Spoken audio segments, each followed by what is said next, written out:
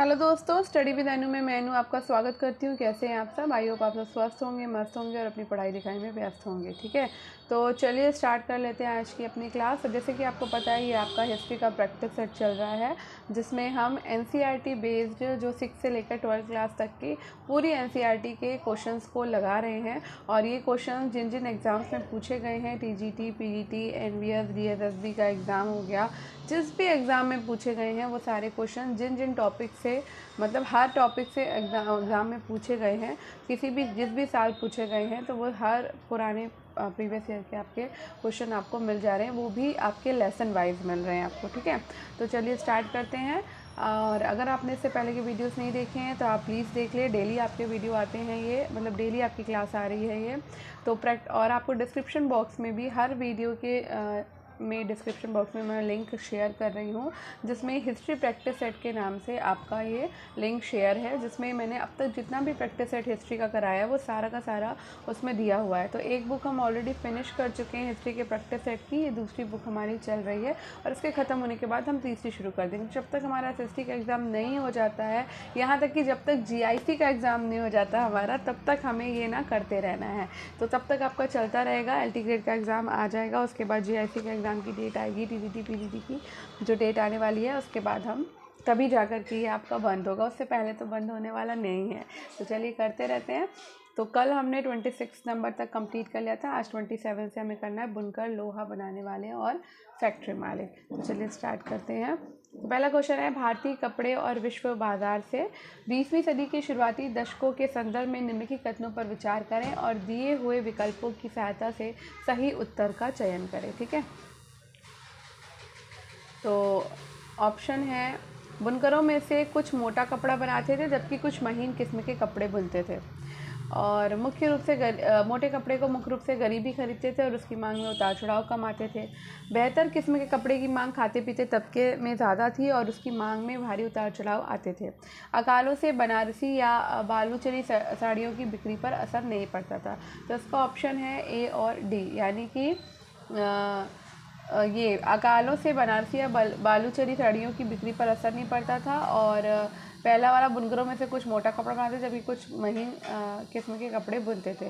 तो 20वीं सदी के दौरान हाथ से होने वाले उत्पाद में दरअसल इजाफा हुआ था। 1941 तक भारत में 35% से ज़्यादा हथकरघों में फ्लाई शटल लगे होते थे। त्रावणकोर, मद्रास, मैसूर, कोचीन, बंगाल आदि क्षेत्रों में तो ऐसे हथकरघे 70 से 80% तक थे।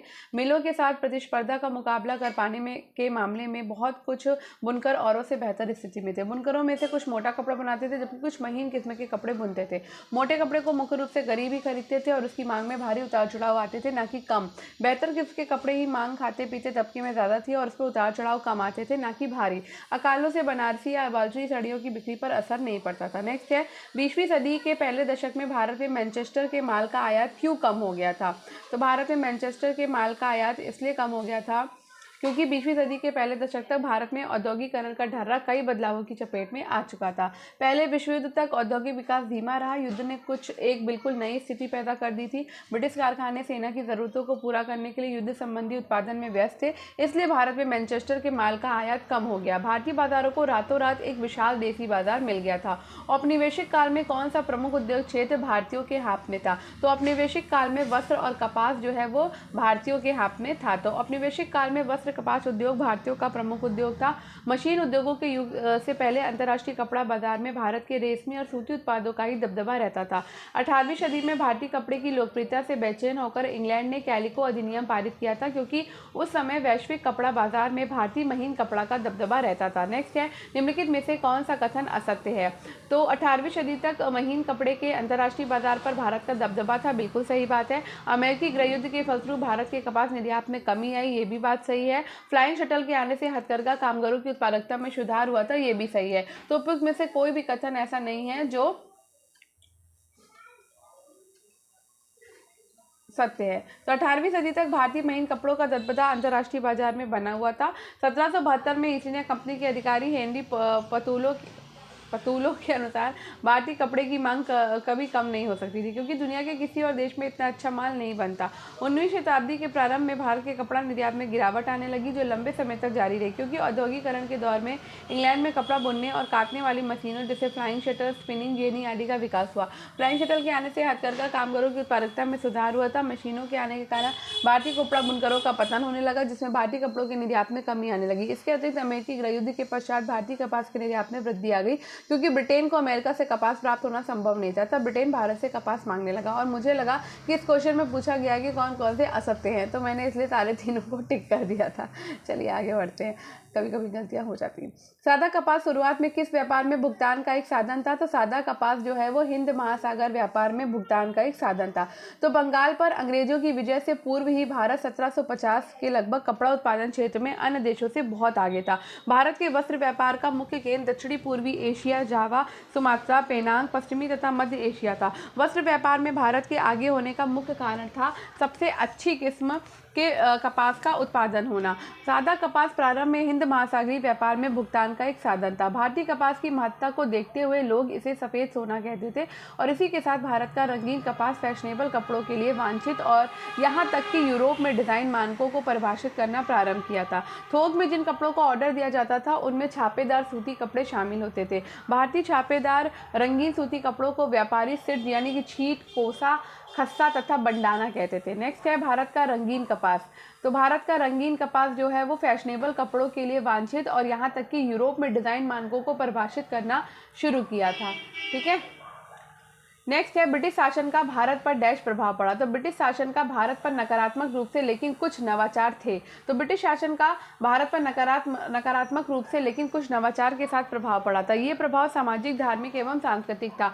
अंग्रेजों ने भारतीय शिक्षा प्रणाली, उद्योगों, वैज्ञानिक अनुसंधान, रेलवे, डाक आदि को नवाचारों के साथ स्थापित किया। इसी समय भारत में सूती वस्त्र उद्योगों की स्थापना होती थी। 1854 में पहली कपास मिल सफलतापूर्वक C.N. डावर पारसी व्यापारी ने मुंबई में शुरू की थी। बुनकर कौन थे? तो 18वीं सदी के आखिर में बंगाल में बहुत सारे स्थानों से बुनकर क्यों गांव छोड़कर दूसरी जगह पलायन कर गए? तो बुनकरों और गुमास्तों के बीच टकराव के कारण, माल समय पर तैयार न होने की स्थिति में गुमास्तों द्वारा बुनकरों को सजा देने के कारण, या कंपनी से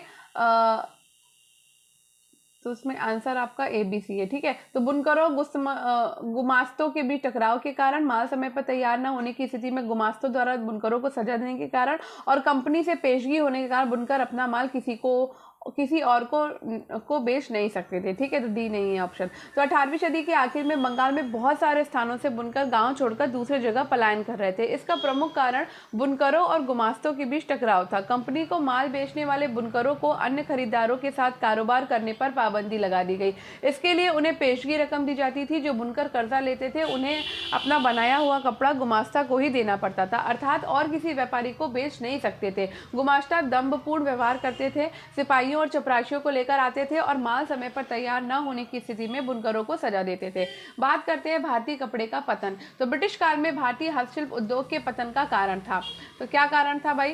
कारण ये था, इसमें से उपयोग में से कोई नहीं, तो हमें डिस्क्रिप्शन पढ़ना है। तो ब्रिटिश काल में भारतीय हस्तशिल्प उद्योग के पतन का कारण मशीन निर्मित वस्तुओं में प्रतिस्पर्धा, भारत में ब्रिटिश सरकार की दमनकारी नीतियां एवं भारतीय वस्तुओं पर अत्यधिक कर था। रेलवे के विकास ने ग्रामीण क्षेत्रों में भी इंग्लैंड की वस्तुओं को पहुंचाना शुरू किया। हस्तशिल्प की वस्तुओं की कीमतें बढ़ गई और मशीन निर्मित चीजें बाजार में सस्ती मिलने लगी। अंग्रेजी शासन ने भारतीय कुटीर उद्योग एवं हस्तशिल्प के विनाश ने व्यापार संतुलन को नष्ट कर दिया। शिल्प एवं उद्योग में लगे हुए कारीगर शहर छोड़कर गाँव में लौट गए और खेती करने को बाध्य हो गए। सूती कपड़ा मिलों का उदय। तो भारत में पहली कपास मिल कहाँ शुरू हुई थी? तो भारत में पहली कपास मिल कलकत्ता में शुरू हुई थी, और ये DSSB PGT में ये आपका क्वेश्चन आया हुआ है। ठीक है, तो भारत में प्रथम कपास मिल की स्थापना कलकत्ता में की गई थी, और इसकी स्थापना 1818 में कलकत्ता के समीप फोर्ट ग्लास्टर में की गई थी, परंतु ये असफल रही। पुनः 1851 में मुंबई में एक मिल की स्थापना की गई जो सबसे आधुनिक मिल रही, लेकिन ये भी असफल रही। बाद में 1854 में मुंबई में कावासजी नानाभाई डावर द्वारा खोली गई, जो सफल रही, और इस मिल की सफलता के कारण भारत में सूती वस्त्रों के निर्माण का मार्ग प्रशस्त किया था। नेक्स्ट है, भारत में पहली सूती कपड़ा मिल किस वर्ष स्थापित की गई थी? तो पहली सूती कपड़ा मिल जो है वो 1818 में स्थापित की गई थी। कहाँ? कलकत्ता में। ठीक है, नेक्स्ट क्वेश्चन है, पारसी व्यापारी का नाम जिसने 1854 में मुंबई तब बॉम्बे में पहली सफल कपास मिल शुरू की थी, तो वो पारसी थे CN डावर, अभी हमने पढ़ा।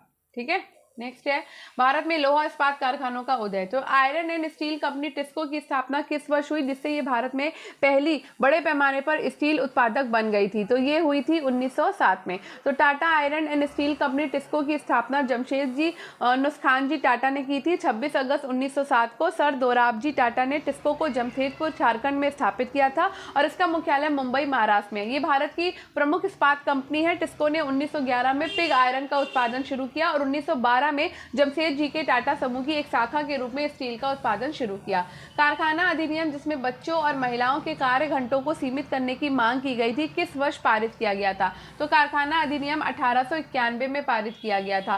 द्वितीय कारखाना अधिनियम 1891 में पास किया गया था और इस समय भारत का गवर्नर जनरल लैंस डाउन था। इस अधिनियम को कम से कम 50 श्रमिकों वाली जगह पर इसे लागू किया गया था। इस अधिनियम में 9 वर्ष से कम आयु के बच्चों को कार्य करने से मना किया गया था, जिसमें 9 वर्ष से लेकर 19 वर्ष तक बच्चों को कार्य करने की समय सीमा 7 घंटे तय की गई थी और महिलाओं के लिए रात्रि 8 बजे से सुबह 5 बजे तक कार्य करने से मना किया गया तथा कार्य की अवधि को बढ़ाकर 11 घंटे से अधिक काम करने पर प्रतिबंध लगा दिया गया था। ठीक है, अब हम पढ़ेंगे देशी जनता को सभ्य बनाना, राष्ट्र को शिक्षित करना टॉपिक। ठीक है, तो इसमें सबसे पहले हम प्राच्यवाद की परंपरा में क्वेश्चन पढ़ लेते हैं। तो निम्नलिखित में से किस विद्यापीठ ने भारतीय इतिहास को आर्यन नाम लगाया, तो ये लगाया था प्राच्य विद्यापीठ ने। प्राच्य विद्यापीठ के द्वारा वैदिक काल का उत्साहपूर्वक विवेचन और प्राचीन भारतीय लोगों के जीवन को सुखद रूप से देखने के क्रम में इनके मध्य के संघर्ष को नजरअंदाज कर दिया गया। प्राच्यवादियों और भारतविदों द्वारा भारतीय यूरोपीय मातृभूमि की संकल्पना के साथ साथ संस्कृत ग्रीक के भाषिक साम्य और आर्य ग्रीक लोगों की समान वंशावली तैयार थी, जिसमें सिद्ध होता है कि भारतीय इतिहास को आर्यन सभ्यता प्राच्यवाद विद्यापीठ द्वारा नाम दिया गया है। ठीक है, नेक्स्ट है 1820 से किसके नेतृत्व में अंग्रेजों ने पश्चिमी शिक्षा, पश्चिमी विचारों और पश्चिमी संस्थानों को शुरू करके भारतीय समाज को सुधारने के उद्देश्य से नीतियों को अपनाया, तो ये गवर्नर जनरल विलियम बेंटिक के द्वारा। ठीक है, तो विलियम बेंटिक के नेतृत्व में अंग्रेजों ने पश्चिमी शिक्षा, पश्चिमी विचारों और पश्चिमी संस्थानों को शुरू करके भारतीय समाज को सुधारने के उद्देश्य से अपनी नीतियों को शुरू किया था। नेक्स्ट कथन और कारण है, तो कर्जन के शासन में विश्वविद्यालय शिक्षा के प्रशासन पर सरकारी नियंत्रण बढ़ा। और नेक्स्ट है कि वो चाहता था कि शिक्षित भारतीय अंग्रेजी राज के प्रति वफादार रहे, तो यहाँ पर आपका ए और आर दोनों सही हैं और आर ए की सही व्याख्या है। तो भारत का वायसराय कर्जन के शासन में विश्वविद्यालय शिक्षा के प्रशासन पर सरकारी नियंत्रण बढ़ा, क्योंकि वो चाहता था कि शिक्षित भारतीय अंग्रेजी राज के प्रति वफादार रहे। इसके काल में भारतीय विश्वविद्यालय अधिनियम 1904 आया और इस एक्ट के द्वारा अशासकीय कॉलेजों पर सरकार का नियंत्रण अधिक कठोर बना दिया गया था। कर्जन ने भारतीय विश्वविद्यालय कानून को कब पारित किया, तो 1904 में कर्जन ने भारतीय विश्वविद्यालय कानून को पारित किया था। निम्नलिखित में से किसने प्रतिपादित किया कि यूरोपीय और संस्कृत भाषाओं में बहुत साम्य है, तो ये विलियम जोन्स ने प्रतिपादित किया कि यूरोपीय और संस्कृत भाषाओं में बहुत साम्य है। तो विलियम जोन्स ने प्रतिपादित किया कि यूरोपीय और संस्कृत भाषाओं में बहुत साम्य है। 1783 में विलियम जोन्स कलकत्ता आए और उन्हें ईस्ट इंडिया कंपनी के द्वारा स्थापित किए गए सुप्रीम कोर्ट में जूनियर जज के पद पर तैनात किया गया। कानून का माहिर होने के साथ साथ जोन्स एक भाषाविद भी थे। 1784 में इन्होंने एशियाटिक सोसाइटी ऑफ बंगाल का गठन किया और एशियाटिक रिसर्च नामक शोध पत्रिका का प्रकाशन भी शुरू किया। जोन्स और टॉमस कोलब्रुक भारत के प्रति एक खास तरह का रवैया रखते थे। वे भारत और पश्चिम दोनों की प्राचीन संस्कृतियों के प्रति गहरा आदर भाव रखते थे। एशियाटिक सोसाइटी किसके द्वारा स्थापित किया गया था, तो एशियाटिक सोसाइटी जो है वो विलियम जोन्स के द्वारा स्थापित किया गया था। अब पूरब की जघन्य गलतियों के बारे में पढ़ेंगे। तो पहला क्वेश्चन है भारतीय शिक्षा पर मिनट, जिसके कारण अंग्रेजी शिक्षा अधिनियम 1835 बना, इन अंग्रेजी विद्वानों में से किसके द्वारा तैयार किया गया था, तो ये थॉमस मैकाले के द्वारा तैयार किया गया था। तो थॉमस बैबिंगटन मैकाले ने मिनट्स यानी कि विवरण के आधार पर 1835 का अंग्रेजों का शिक्षा अधिनियम पारित किया। ये फैसला भी लिया गया कि अंग्रेजी को उच्च शिक्षा का माध्यम बनाया जाए और कलकत्ता मदरसे और बनारस संस्कृत कॉलेज जैसे प्राच्यवादी संस्थानों को प्रोत्साहन ना दिया जाए। व्यवसाय के लिए शिक्षा टॉपिक से है। 1854 का वुड डिस्पैच किससे संबंधित था, तो ये संबंधित संबंधित था? उपयुक्त में से एक से अधिक है। तो ये संबंधित था आधुनिक शिक्षा से, भारत में विश्वविद्यालयों की स्थापना से और सामाजिक सुधार से। ठीक है, तो 1854 का वुड डिस्पैच आधुनिक शिक्षा और भारत में विश्वविद्यालयों की स्थापना से संबंधित था।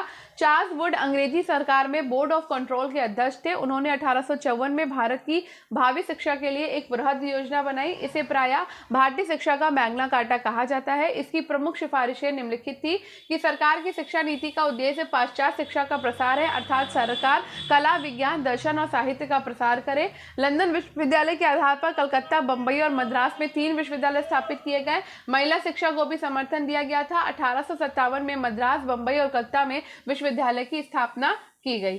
ठीक है, नेक्स्ट है 1854 के चार्ल्स वुड डिस्पैच में मुख्य रूप से इस पर चर्चा की गई थी। तो ये शैक्षिक सुधार पर चर्चा की गई थी वुड डिस्पैच में। बंबई, मद्रास और कलकत्ता स्थित विश्वविद्यालयों की स्थापना किस सन में हुई है? तो 1857 में हुई है। निम्नलिखित में से किस समिति ने बुनियादी शिक्षा की वारघा योजना के बारे में रिपोर्ट तैयार की थी? तो ये तैयार की थी डॉक्टर जाकिर हुसैन समिति ने वारघा योजना के बारे में रिपोर्ट तैयार की थी। 1937 में महात्मा गांधी ने अपने पत्र हरिजन के लेखों में एक श्रृंखला प्रकाशित की और एक शिक्षा योजना का प्रस्ताव किया, जिसे मौलिक अथवा आधार शिक्षण अथवा वारधा योजना की संज्ञा दी गई है। डॉक्टर जाकिर हुसैन समिति ने इस योजना का ब्यौरा प्रस्तुत किया और कई शिल्पों के लिए पाठ्यक्रम तैयार किया। इसने अध्यापकों के प्रशिक्षण, पर्यवेक्षण, परीक्षण तथा प्रशासन के सुझाव भी दिए हैं। विलियम एडम की रिपोर्ट, तो census report of control provinces पुस्तक के लेखक कौन है? तो लेखक उपयुक्त में से कोई भी नहीं है। तो census report of control provinces में बुनकरों के कोष्ठी समुदाय के बारे में लिखा गया और इसके अतिरिक्त सुमित गुहा ने अपनी पुस्तक the handloom industries in central India 1825 से 1950 में बुनकरों के कोष्ठी समुदाय के बारे में लिखा था। कोष्ठी समुदाय भारत के अन्य भागों में महीन कपड़ा बुनते थे। वे मैनचेस्टर से भारी मात्रा में आने वाले कपड़ों का मुकाबला नहीं कर पा रहे थे, अतः उन्होंने अपना मूल निवास स्थान छोड़कर बिहार की ओर पलायन किया। टैगोर की शांति निकेतन, तो निम्नलिखित में से कौन सा प्रथम एशियाई लेखक था जिसको साहित्य के क्षेत्र में 1913 में नोबेल पुरस्कार प्रदान किया गया था? तो ये रविंद्रनाथ टैगोर को। रविंद्रनाथ टैगोर प्रथम एशियाई लेखक थे जिनको उनके गीतों की पुस्तिका गीतांजलि के लिए साहित्य के क्षेत्र में 1913 में नोबेल पुरस्कार प्रदान किया गया था। रविंद्रनाथ टैगोर ने कलकत्ता में शांति निकेतन संस्था 1901 में शुरू की थी। रविंद्रनाथ टैगोर ने कहा कि श्रमिकों से संबंधित सभी जगह यहाँ जनता को कम से कम सज्जनों के द्वारा निष्पक्ष नहीं किया जाता है। जो लोग अब तक जमाने से पृष्ठभूमि में रहते थे वे आज खुले में सामने आ गए हैं और मैंने अपने देश के किसानों और श्रमिकों के बारे में सोचा है। नेक्स्ट है निम्नलिखित कथन किसने कहा कि श्रमिकों से संबंधित सभी जगह जहाँ जनता को कम से कम सज्जनों के द्वारा निष्प्रभ नहीं किया जाता? तो ये अभी हमने पढ़ा, तो ये है रविंद्रनाथ टैगोर का। ठीक है, अब हम पढ़ेंगे महिलाएं, जाति एवं सुधार वाला टॉपिक। तो परिवर्तन की दिशा में उठते कदम, तो आनंद मठ की रचना किसने की थी? तो आनंद मठ की रचना बंकिम चंद्र चट्टोपाध्याय ने की थी। ठीक है, आनंद मठ की रचना बंकिम चंद्र चट्टोपाध्याय ने की और उनका जन्म बंगाल के उत्तरी 24 परगना जिले के एक समृद्धशाली परिवार में हुआ था। ये बांग्ला भाषा के प्रख्यात उपन्यासकार, कवि, गद्यकार और पत्रकार थे। इनकी अन्य रचनाएं दुर्गेश नंदिनी, कपाल कुंडला, मृणालिनी, राधा रानी, देवी चौधरानी आदि हैं। भारत का राष्ट्रीय गीत वंदे मातरम की रचना इन्हीं के द्वारा की गई है। डैश में राजा राममोहन राय के द्वारा ब्रह्म समाज की स्थापना करी गई है। तो ब्रह्म समाज की स्थापना राजा राममोहन राय ने 1828 में की थी। ठीक है, कलकत्ता में। राजा राममोहन राय 1772 से 1835 तक रहे। उन्होंने कलकत्ता में ब्रह्मो सभा के नाम से एक सुधारवादी संगठन बनाया था जिसे बाद में ब्रह्मो समाज के नाम से जाना गया। राजा राममोहन राय जैसे लोगों को सुधारक इसलिए कहा जाता है क्योंकि वे मानते थे कि समाज में परिवर्तन लाना और न्यायपूर्ण तौर तरीकों से छुटकारा पाना जरूरी है। 19वीं सदी में किए गए सामाजिक धार्मिक सुधार आंदोलन को भारतीय पुनर्जागरण के नाम से भी जाना जाता है। राजा राममोहन राय संस्कृत, फारसी और अन्य कई भारतीय एवं यूरोपीय भाषाओं के अच्छे ज्ञाता थे। उन्होंने अपने लेखन संवाद कौमुदी, जो कि 1821 में आई थी, इसके जरिए ये सिद्ध करने का प्रयास किया कि प्राचीन ग्रंथों में विविधताओं को जलाने की अनुमति कहीं नहीं दी गई है। ब्रह्म समाज की स्थापना कब हुई थी? तो ब्रह्म समाज की स्थापना 1828 में हुई है। किसने जागरूक हिंदुओं के विरुद्ध याचना का आयोजन किया, जो सती के जलाने के पक्षधर थे? बताओ कौन थे? राजा राममोहन राय। ठीक है, संवाद कौमुदी बंगाली समर्थक सुधारवादी साप्ताहिक अखबार, इनमें से किस सुधारक के स्वामित्व में था? तो ये है राजा राममोहन राय। सामाजिक धार्मिक सुधार आंदोलन को किस नाम से जाना जाता है? तो सामाजिक धार्मिक सुधार आंदोलन को भारतीय पुनर्जागरण के नाम से जाना जाता है। नेक्स्ट है, किसने ब्रह्म समाज की स्थापना करी है? तो ब्रह्म समाज की स्थापना राजा राम मोहन राय ने करी है। किस विद्वान ने तत्वबोधिनी पत्रिका की स्थापना की थी? तो तत्वबोधिनी पत्रिका की स्थापना देवेंद्र नाथ टैगोर ने करी है। तो तत्वबोधिनी पत्रिका, ये पत्रिका देवेंद्र नाथ टैगोर के द्वारा 16 अगस्त 1843 में बांग्ला भाषा में प्रकाशित होती थी। नेक्स्ट है, बंगाल सती विनियमन विनियमन किस वर्ष में पारित किया गया था? तो ये पारित किया गया था 1829 में। 19वीं सदी के प्रारंभ तक बहुत सारे अंग्रेज अफसर विलियम बेंटिक भी भारतीय परंपरा और रीति रिवाजों की आलोचना करने लगे थे और वे राजा राममोहन राय के विचारों को सही मानते थे क्योंकि उनकी एक विद्वान व्यक्ति के रूप में प्रतिष्ठा थी। फलस्वरूप 1829 में सती प्रथा पर अधिनियम पाबंदी लगा दी गई। ठीक है, तो ये अधिनियम कौन सा है? ये अधिनियम है 17 अधिनियम में पाबंदी लगा दी गई। बाद में सती प्रथा का अंत निम्न में से किसने किया है? तो सती प्रथा का अंत विलियम बेंटिक ने किया है। वर्ष में सती प्रथा को गैर कानूनी घोषित किया गया, तो सती प्रथा को गैर कानूनी घोषित किया गया 1829 में। ठीक है, निम्नलिखित सामाजिक अधिनियमों को उनके लागू होने के आधार पर काल क्रमानुसार व्यवस्थित कीजिए। तो इंडिया एक्ट 5 जिसने भारत में गुलामी की, एक सेकेंड,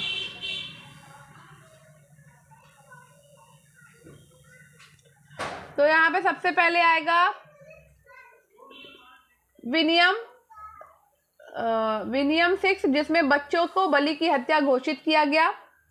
फिर उसके बाद आएगा जिसमें बंगाल प्रेसिडेंसी में सती प्रथा को गैर कानूनी घोषित किया। फिर इंडियन एक्ट 5 जिसमें भारत में गुलामी की प्रथा को गैर कानूनी घोषित किया गया। और उसके बाद धर्म परिवर्तनों के लिए विरासत, जिसने ईसाई धर्म परिवर्तकों के लिए विरासत का प्रावधान किया है, एक्ट। तो विनियम 6 जिसमें बच्चों को बलि की हत्या घोषित किया गया 1802। विनियम 17 जिसमें बंगाल प्रेसिडेंसी में सती प्रथा को गैर कानूनी घोषित किया गया 1829 में। फिर इंडिया एक्ट 5 जिसमें भारत में गुलामी की प्रथा को गैर कानूनी घोषित किया गया 1843 में। फिर एक्ट 31 जिसने ईसाई धर्म परिवर्तकों के लिए विरासत का प्रावधान किया 1850 में। विधवाओं की जिंदगी में बदलाव लाने की कोशिश। दो निम्नलिखित में से कौन सा स्वामी दयानंद के उपदेशों का हिस्सा नहीं है? तो स्वामी दयानंद के उपदेशों का हिस्सा नहीं है कि उन्होंने मूर्ति पूजा को प्रेरित किया है। तो स्वामी दयानंद सरस्वती ने 1875 में आर्य समाज की स्थापना मुंबई में की। बाद में इसका मुख्यालय लाहौर स्थानांतरित कर दिया गया। स्वामी दयानंद ने कभी मूर्ति पूजा को प्रेरित नहीं किया और वेदों की ओर लौटो का नारा दिया था और उन्होंने वेदों को अमोघ तथा ईश्वर द्वारा स्वयं रचित ग्रंथ माना। उन्होंने पुराणों को पूर्णतः गलत शिक्षा का साधन माना। उन्होंने पाश्चात्य विज्ञान के अध्ययन का समर्थन किया। आर्य समाज ने हिंदू धर्म को सुधारने का प्रयास किया था। दयानंद सरस्वती के द्वारा 1875 में सत्यार्थ प्रकाश, सत्य का प्रकाश की रचना करी। आर्य समाज का महानतम योगदान भारतीयों में भारत के अतीत के प्रति गौरव की भावना को जन्म देना था। वेदों के पीछे जाइए किसने कहा है? तो वेदों के पीछे जाइए ये कहा है दयानंद सरस्वती ने। आर्य समाज की स्थापना किसने करी? तो आर्य समाज की स्थापना भी दयानंद सरस्वती ने करी है। ठीक है, सत्यार्थ प्रकाश के लेखक कौन है? तो सत्यार्थ प्रकाश के लेखक है दयानंद सरस्वती। नेक्स्ट है, आर्य समाज का महानतम योगदान किसे समझा जाना चाहिए? तो आर्य समाज का महानतम योगदान समझा जाना चाहिए भारत के अतीत में गर्व की भावना का आवाहन करना। नेक्स्ट, तो विधवा विवाह कानून पारित हुआ था। तो विधवा विवाह कानून 1856 में पारित हुआ। तो प्रसिद्ध सुधारक ईश्वरचंद्र विद्यासागर ने भी विधवा विवाह के पक्ष में प्राचीन ग्रंथों का ही हवाला दिया था। अंग्रेज सरकार ने उनका ये सुझाव मान लिया और 26 जुलाई 1856 में विधवा विवाह के पक्ष में एक कानून पारित कर दिया गया।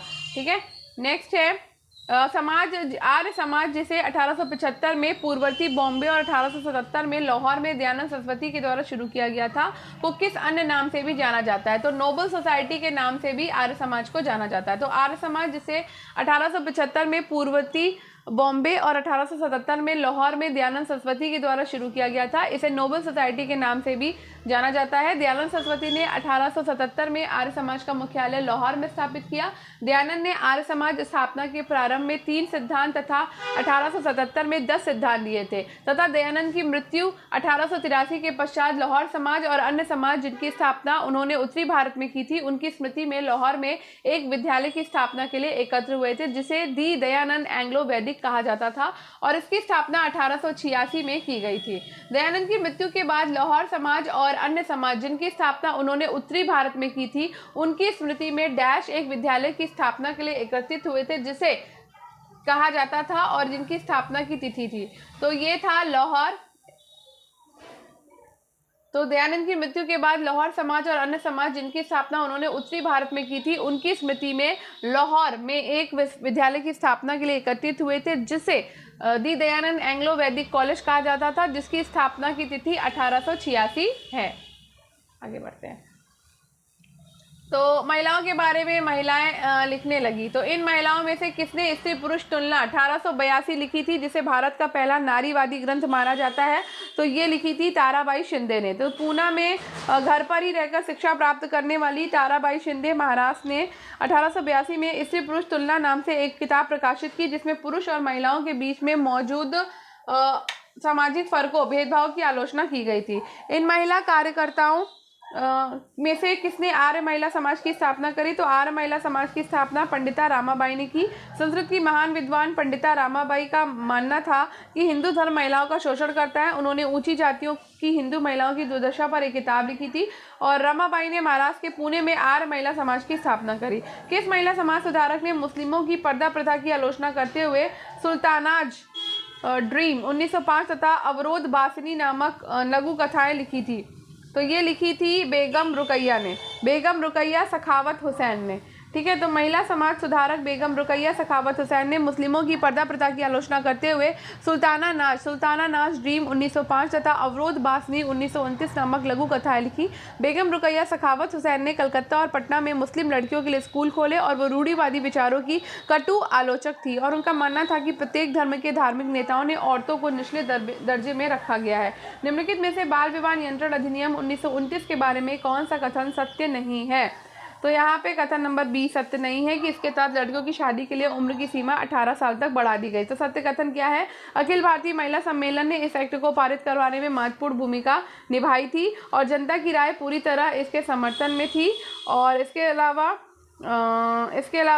इसे शारदा एक्ट भी कहा जाता है। ठीक है, तो 1929 में बाल विवाह निषेध अधिनियम पारित किया गया, जिसे शारदा एक्ट अधिनियम कहा गया। इस कानून के बारे में वैसी कड़वी बहसें और संघर्ष नहीं हुए जैसे पुराने सुधारवादी कानूनों के बारे में हुए थे और इस कानून के अनुसार 18 साल से कम उम्र के लड़के और 16 साल से कम उम्र की लड़कियों की शादी नहीं की जा सकती थी। बाद में ये उम्र बढ़ाकर क्रमशः 21 साल और 18 साल कर दी गई। निम्नलिखित में से किसने रुखमाबाई को उसकी इच्छा के विपरीत अपने पति के साथ शारीरिक संबंध दबाव पूर्वक बनाने का मुद्दा महाराष्ट्र में उठाया था? तो ये उठाया था बहराम जी मालाबारी ने। ठीक है, तो रुक्माबाई राउत भारत की प्रथम महिला चिकित्सक थी और वो एक ऐतिहासिक कानूनी मामले के केंद्र में थी, जिसके परिणाम स्वरूप एज ऑफ कॉन्सेंट एक्ट 1891 नामक कानून बना और 11 वर्ष की उम्र में ही उनकी शादी 24 वर्षीय दादाजी भीखाजी से हो गई थी। रुक्माबाई की इच्छा के विरुद्ध पति द्वारा दबावपूर्वक शारीरिक संबंध बनाए जाने जैसी समस्या का मुद्दा महाराष्ट्र में बहराम जी मालाबारी ने उठाया था। जाति और समाज। तो नेक्स्ट है आत्मसम्मान आंदोलन के पुरोधा कौन थे? तो ये थे ईवी रामास्वामी नायकर। तो आत्मसम्मान आंदोलन स्वाभिमान आंदोलन के पुरोधा ईवी रामास्वामी नायकर पेरियार थे। पेरियार अपने प्रारंभिक जीवन में सन्यासी थे और संस्कृत शास्त्रों की गंभीरता से अध्ययन करते थे। एक दावत में उन्होंने देखा कि निम्न जातियों और उच्च जातियों को अलग अलग बैठाया गया था, अतः उन्होंने जाति प्रथा के विरोध में स्वाभिमान आंदोलन शुरू कर दिया और उनका कहना था कि मूल तमिल और द्रविड़ संस्कृति के असली वाहक अछूत थे, जिनका ब्राह्मणों ने अधिग्रहण अधीन कर लिया है। पेरियार मनु संहिता, भगवद गीता, रामायण आदि ग्रंथों के कटु आलोचक थे। 1926 में गठित अखिल भारतीय दलित वर्ग संस्था के पहले निर्वाचित अध्यक्ष कौन थे? तो पहले निर्वाचित अध्यक्ष थे राव बहादुर MC राजा। 1926 में गठित अखिल भारतीय दलित वर्ग संस्था के पहले निर्वाचित अध्यक्ष राव बहादुर MC राजा थे। इस संस्था की स्थापना दलितों की दशा में सुधार करने के लिए किया गया था। डॉक्टर अंबेडकर ने 1930 में दलितों को दलित वर्ग एसोसिएशन में संगठित किया। दलितों के लिए अलग निर्वाचन क्षेत्रों के सवाल पर दूसरे गोलमेज सम्मेलन में महात्मा गांधी के साथ उनका काफी विवाद हुआ था। 1878 में राजमुंदरी सोशल रिफॉर्म एसोसिएशन की स्थापना किसने करी? तो वीरे शालिंगम ने करी है। 1878 में राजमुंद्री सोशल रिफॉर्म एसोसिएशन की स्थापना वीरे सलिंगम ने की थी। उन्होंने जाति विरोधी आंदोलन शुरू किया। इन्हें आंध्र प्रदेश का राजा राममोहन राय कहा जाता है तथा इन्हें तेलुगु भाषी क्षेत्र में पुनः जागरण आंदोलन का जनक माना जाता है। अब बात करते हैं गुलामगिरी की। तो ज्योतिबा राव फूले ने सत्यशोधक समाज की स्थापना करी। तो ज्योतिबा राव फूले ने सत्यशोधक समाज की स्थापना की थी। ठीक है, तो निम्न जाति के नेताओं में ज्योतिबा फूले सबसे मुख्य नेताओं में से थे। उन्होंने सुझाव दिया कि शूद्रों यानी कि श्रमिक जातियों और अति शूद्रों यानी कि अछूतों को जाति भेदभाव खत्म करने के लिए संगठित होना चाहिए। फूले द्वारा स्थापित किए गए सत्यशोधक समाज नामक संगठन ने जाति समानता के समर्थन में मुहिम चलाई। 1873 में फूले जी ने गुलामी नामक एक किताब लिखी। इस पुस्तक में इन्होंने निम्न जातियां, विभेद, सामाजिक ताने बाने की जटिलताएं एवं धार्मिक असमानता जैसी धारणा का विरोध किया था। इस किताब में फूले जी ने उन सभी अमरीकियों को समर्पित की जिन्होंने गुलामों को मुक्ति दिलाने के लिए संघर्ष किया था। 1873 में रचित पुस्तक गुलामगिरी किस धारणा को निष्प्रभावी करती है? तो बताओ किस धारणा को निष्प्रभावी करती है? तो ये निष्प्रभावी करती है, इसमें से तो कोई भी नहीं लिखी हुई है। ठीक है, तो सत्यशोधक समाज की स्थापना किसने करी है? तो सत्यशोधक समाज की स्थापना ज्योतिबा फूले ने करी है। मंदिरों में कौन जा सकता था? तो बहिष्कृत भारत पत्रिका को किसने प्रारंभ किया था? तो बहिष्कृत भारत पत्रिका को भीमराव अंबेडकर ने प्रारंभ किया था। तो डॉक्टर बी आर अम्बेडकर एक महान परिवार में पैदा हुए। 1927 में डॉक्टर अम्बेडकर ने मंदिर प्रवेश आंदोलन शुरू किया जिसे महार जाति के लोगों ने बड़ी संख्या में हिस्सा लिया। डॉक्टर अम्बेडकर के द्वारा 1924 में बहिष्कृत हितकारिणी सभा की स्थापना की तथा बहिष्कृत भारत पत्रिका का प्रकाशन आरंभ किया। बहिष्कृत हितकारिणी सभा का उद्देश्य अस्पृश्य लोगों की नैतिक और भौतिक धार्मिक उन्नति करना था। 1927 से 1935 के बीच में अम्बेडकर ने मंदिरों में प्रवेश के लिए ऐसी 3 आंदोलन चलाए। वो पूरे देश को दिखाना चाहते थे कि समाज में जाति पूर्वाग्रह की पकड़ कितनी मजबूत है। नेक्स्ट है डॉक्टर भीमराव अंबेडकर के द्वारा 1924 में स्थापित बहिष्कृत हितकारिणी सभा का निम्न में से कौन सा मुद्दा ध्येय नहीं था? तो देश में अछूतों की देश में सुधार हेतु धार्मिक सुधारों की मांग करना। ठीक है, नेक्स्ट है सुधारों के लिए संगठित होना। नीचे दिए गए पंक्तियों को किस महत्वपूर्ण व्यक्ति की बात की जा रही है? वो प्रथम भारतीय थे जिसने पाश्चात्य को श्रेष्ठता को चुनौती दी थी। उन्होंने अपने धर्म के लिए किसी प्रकार की हीनता प्रदर्शित नहीं की। उन्होंने अपने धर्म के आलोचकों को जवाब दिया और इसके आध्यात्मिक श्रेष्ठता का जोरों से प्रतिपादन किया। तो वे थे स्वामी विवेकानंद। स्वामी विवेकानंद 1863 से 1902 तक रहे प्रथम भारतीय थे जिसने पाश्चात्य की श्रेष्ठता को चुनौती दी थी। उन्होंने अपने धर्म के लिए किसी प्रकार की हीनता प्रदर्शित नहीं की। उन्होंने अपने धर्म के आलोचकों को जवाब दिया और इसके आध्यात्मिक श्रेष्ठता का जोरों से प्रतिपादन किया। उनका मूल नाम नरेंद्रनाथ दत्त था। उन्होंने श्री रामकृष्ण की सरल शिक्षाओं को अपने प्रतिभाशाली संतुलित आधुनिक विचारधारा से जोड़कर संपूर्ण विश्व में प्रसारित किया। 1893 में शिकागो में विश्व धर्म संसद पर उन्होंने अपना भाषण दिया। किस घटना को राष्ट्रीय स्वतंत्रता का मुस्लिम युद्ध माना जाता है? तो राष्ट्रीय स्वतंत्रता का मुस्लिम युद्ध वहाबी आंदोलन को माना जाता है। वहाबी आंदोलन को राष्ट्रीय स्वतंत्रता का मुस्लिम युद्ध कहा जाता है। अरब क्षेत्र में इसके संस्थापक मोहम्मद इब्न अब्दुल वहाब थे। भारत में वहाबी आंदोलन के प्रमुख नेता शाह वलीउल्लाह थे, लेकिन इस आंदोलन के संस्थापक सैयद अहमद बरेलवी को माना जाता है और इसका मुख्य केंद्र पटना था। वहाबी आंदोलन का प्रारंभ मुस्लिमों में सामाजिक सुधारों के लिए हुआ था, किंतु बाद में ये राजनीतिक एवं आर्थिक क्षेत्रों में भी सुधार की मांग करने लगा था। 1920 में पंजाब में उत्पन्न अकाली लहर का प्राथमिक लक्ष्य क्या था? अकाली लहर का प्राथमिक लक्ष्य था गुरुद्वारों अथवा सिख धार्मिक स्थानों के प्रबंधन को सरल और कारगर बनाना। सिखों के सुधारवादी संगठन के रूप में